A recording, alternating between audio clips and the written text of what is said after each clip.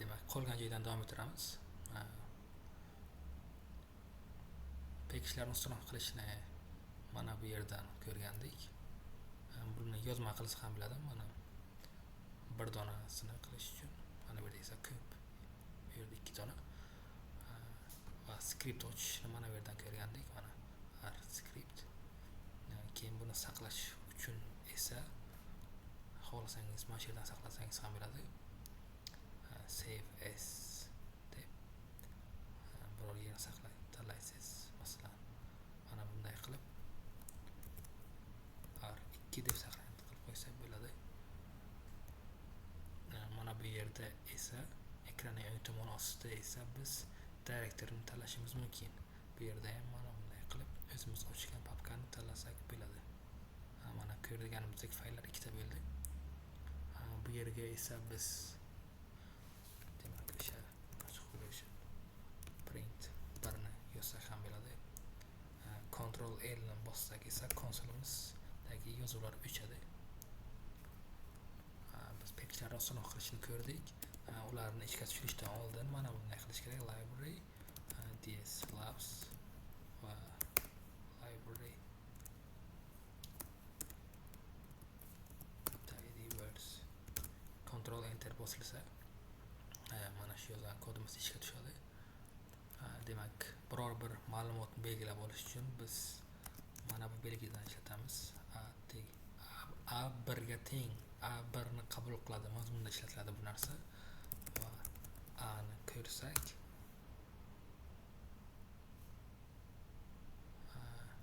A ni o'zini biz rang qilmagandik. Mana endi bo'ladi. Mana print A1 ga teng. Mana bu yerda esa ekranning o'ng tomon tepasida esa biz o'zgaruvchilarni ko'rishimiz mumkin. A ni o'zini ham mana bunday qilsak yana 1 kelib chiqadi bizga. Va B ga masalan 2 ni bera olamiz. C ga esa -5 ni bersak. C ni o'zini ko'rsak mana bu yerda ko'ryapmizki -5 kelib chiqadi. Hozircha biz ko'rmoqchi bo'lgan narsalar mana shular. Va bizda nima borligini ko'rish uchun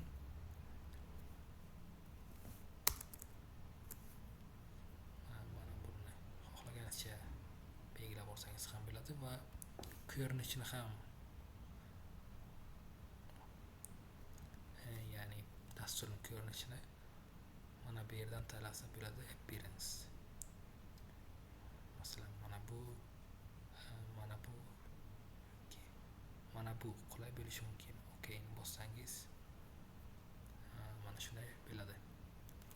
Demak, ls ni bossangiz esa o'zgaruvchilar kelib chiqadi. ls mana bizda abclar bor. Qaytib mana tushunarli bo'lish uchun ls bizda abclar kiritilgan. Undan tashqari biz turli xil amallarni ham bajarishimiz mumkin. Demak, biror bir narsaning ildizini ko'rmoqchi bo'lsak, masalan skt teriladi. Skt b taxminan 1.7 chiqishi kerak. 1.4 degani 1.4 ya'ni b2 ga teng edi. B ning ildiz qiymati 1.4 ga teng. Va undan tashqari masalan mana bunday qilishimiz mumkin. -5 plus skt b plus 3 ning kvadrati. Demak, bu taxminan 5.4 ga teng bo'lishi kerak. Mana xuddi shu 9 dan 5 ayirsak 4 va 2 ildizi 1.4 ni qo'ysak 5.4 kelib chiqadi. Va biz buni masalan biror bir gammaga o'zgartiruvchiga belgilasak, print gamma mana 5.41 ga teng. Mana bu yerda ham paydo bo'lganini ko'rishimiz mumkin. tashqari bizda har xil funksiyalar ham bor. Masalan, logarifmik funksiya. Masalan, L ga 2,7 ni ko'rsak,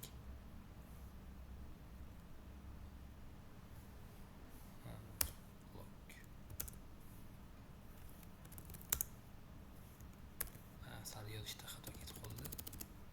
Log 2,7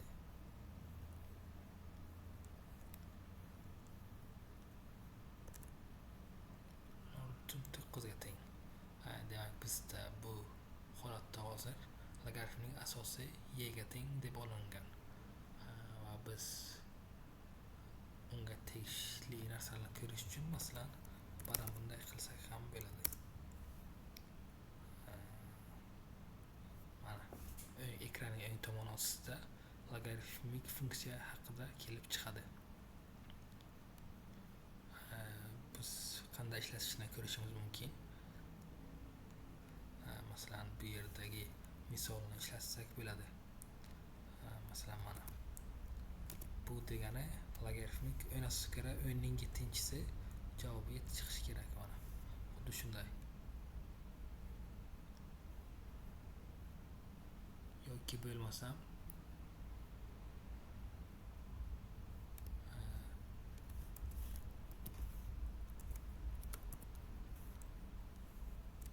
mana bunday qilsak, nolning argumentlari, ya'ni logarifmik funksiyaning argumentlari, ya'ni qaysi funksiyalarni qabul qilib olishi. Masalan, mana buni ko'raylik. Logarifm masalan 27 asosi 3 ga teng desak, bu 3 chiqishi kerak. Mana 3 chiqdi. Yoki 81 qilsak 4 chiqishi kerak. Mana shunday. Demak, bu argumentlarni o'zgartirishimiz ham mumkin. Logaritm base teng 3 asosiga ko'ra masalan 243 5 ga teng deb chiqdi bizda. Mana shunday qilishimiz ham mumkin. Agarda biz bu funksiyada masalan logaritm 2 asosiga ko'ra 8 desak, bunda 3 kelib chiqadi. Demak, bunda biz base ni 3 necha tengligini belgilamasak, birinchi emas, ikkinchi argumentni base deb oladi, ya'ni asos deb oladi. Undan tashqari boshqa funksiyalar ham bor bizda. Masalan, ularni ko'rib olishimiz uchun help funksiyasini ishlatishimiz mumkin. Masalan,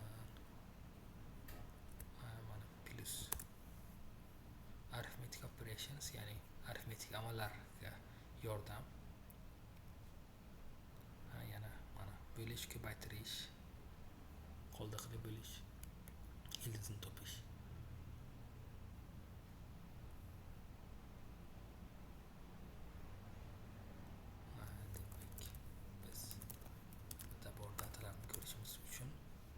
Mana bu datalar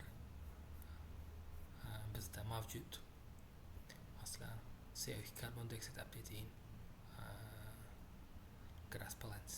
Mana shunday datalar ham bor bizda. Biz ma'lumotlarni ko'rishimiz uchun biz mana bu funksiyani ishlatdik, data degan funksiyani ishlatdik.